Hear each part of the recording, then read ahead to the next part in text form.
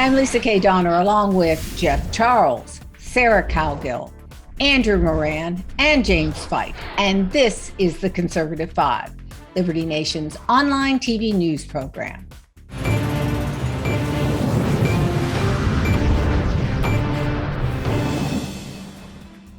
President Joe Biden has found himself in an ocean of deep and treacherous waters. In 8 short months, the border is completely out of control. The Taliban has Americans pretty much held hostage, and his campaign promise of curing the pandemic, well, we see how that's progressing. The country is frankly in chaos, and the numbers show Mr. Biden rapidly tanking in the polls. Biden now sits at 47% in approval ratings, and an astonishing 52% say he should resign. Recently, when the president trekked to New York and New Jersey, he was heckled by people mercilessly. Andrew, you have a lofty perch there in Toronto. What do you make of the math plaguing this president at the polls? Polls?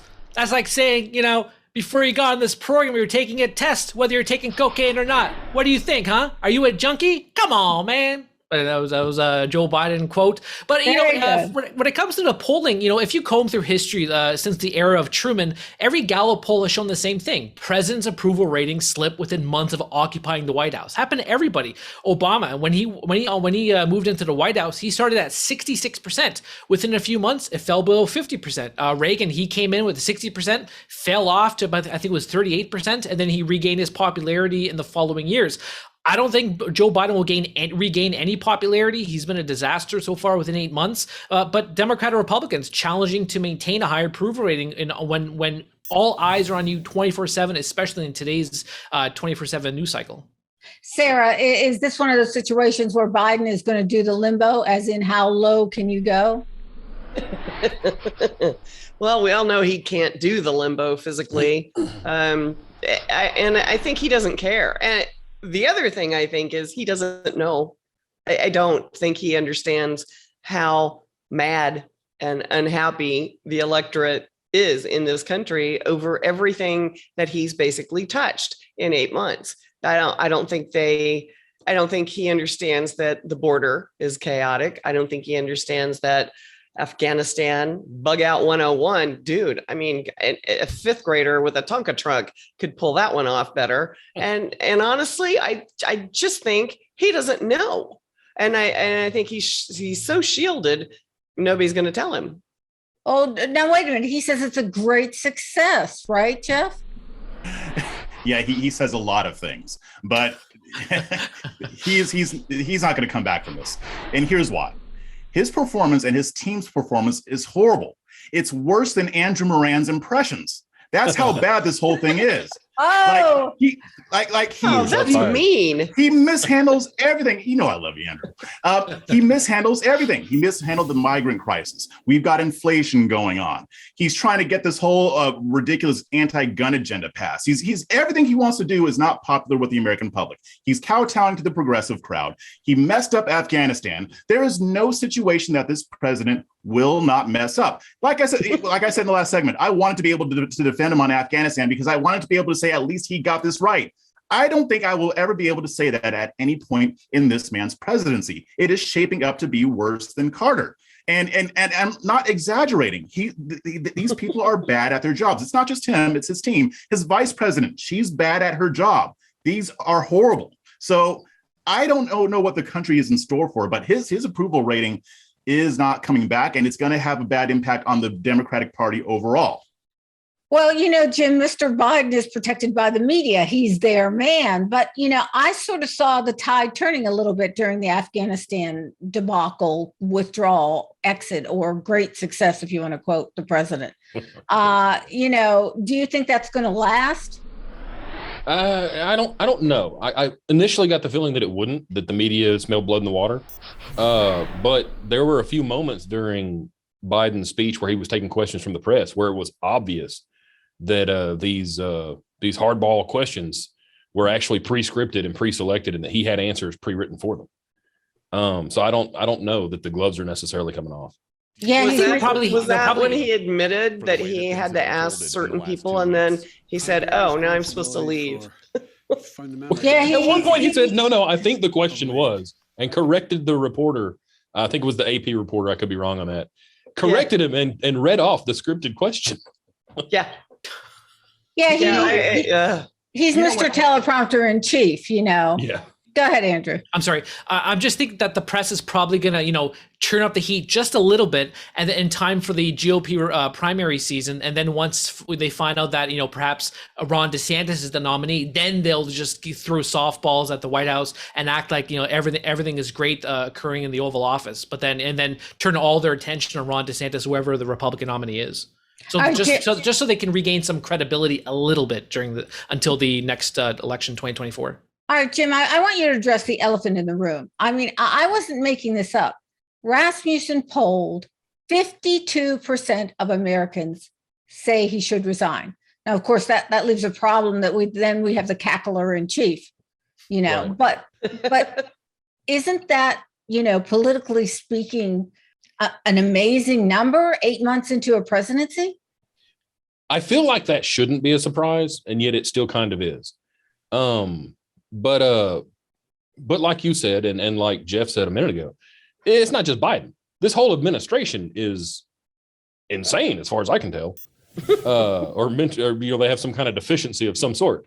But for that reason, I actually don't want him to resign. Like, if we got to put up with these policies, I at least want the entertainment value of watching Joe Biden be the guy to say it. Sarah, I'm not even joking. Like, that is a serious. Yeah. Now, Sarah, you really know politics. Don't you find this an amazing number? I do. And I'll tell you where I think it's coming from, although I don't know for certain, but I think it's coming from those 80 million people who apparently voted for Joe Biden, and now they can't admit it anywhere to their friends, but they're going to admit it somewhere.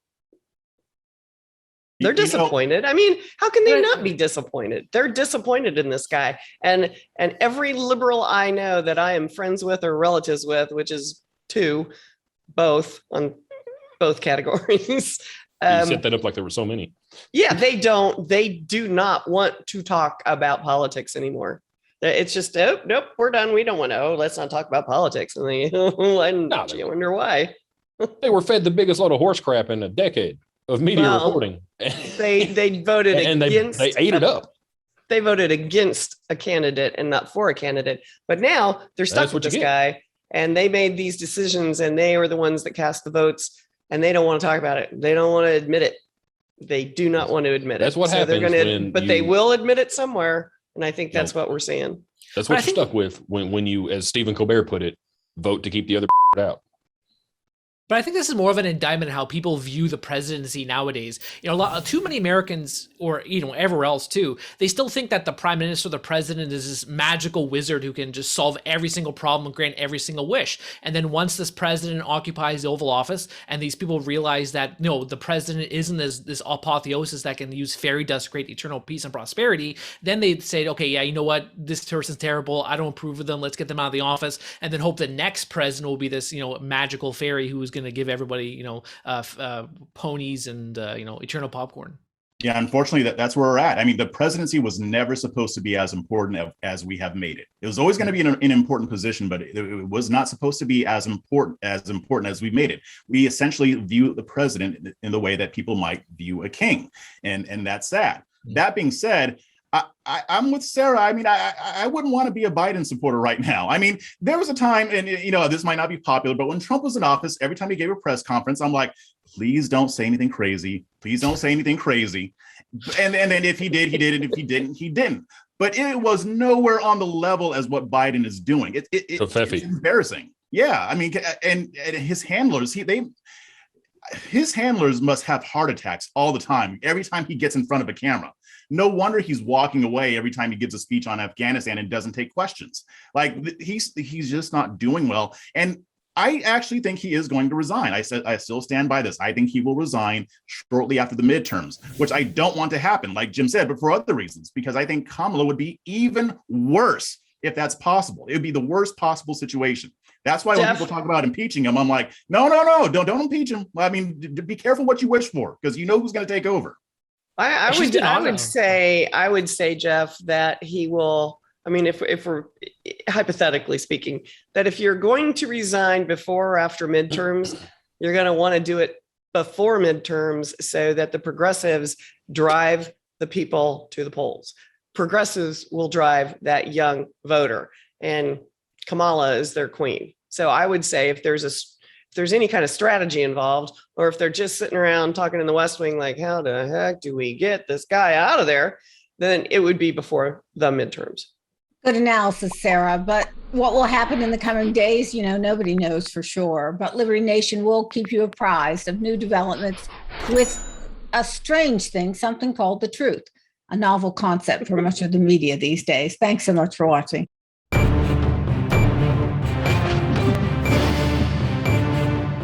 That's it for our Conservative 5 panel today. Check out our other C5 shows and segments on your favorite video platform, YouTube, Vimeo, Rumble. We're on them all. As well, Liberty Nation has its own Roku channel where you can see all of our TV productions. Thanks for tuning in, and remember to surf on over to libertynation.com. Sign up for our new member zone, just $29.99 for the year. For our post-production coordinator and editor, Frank DiOrio, and executive producer, Sarah Cowgill, I'm Lisa K. Donner, editor-in-chief. Thanks so much for joining us today. This has been a production of libertynation.com, conservative news where truth matters.